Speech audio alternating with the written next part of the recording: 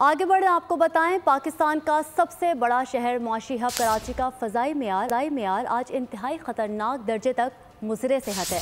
आलमी website air quality index के मुताबिक कराची आज दुनिया के आलूदा तरीन शहरों की फहरिस्त में दूसरे नंबर पर मौजूद है। कराची की फ़िज़ा में आलूदगी 293 पार्टिकुलेट मीटर्स रिकॉर्ड की गई। अपडेट कर रहे हैं आपको कि पाकिस्तान का सबसे बड़ा मुआशी हब कराची का जो फ़िज़ाई मयार है आज इंतहाई ख़तरनाक दर्जे तक मुज़रे सेहत बताया जा रहा है। आलमी वेबसाइट एयर क्वालिटी इंडेक्स के मुताबिक कराची आज दुनिया के आलूदा तरीन शहरों की फहरिस्त में दूसरे नंबर पर मौजूद है और कराची की फ़िज़ा में आलूदगी 293 पार्टिकुलेट मीटर्स रिकॉर्ड की गई है।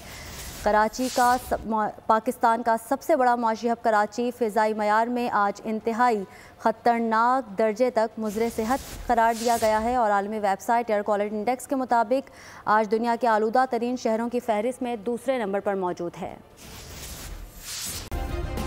सब्सक्राइब करें और बेल दबाएं ताकि कोई खबर रह न जाए।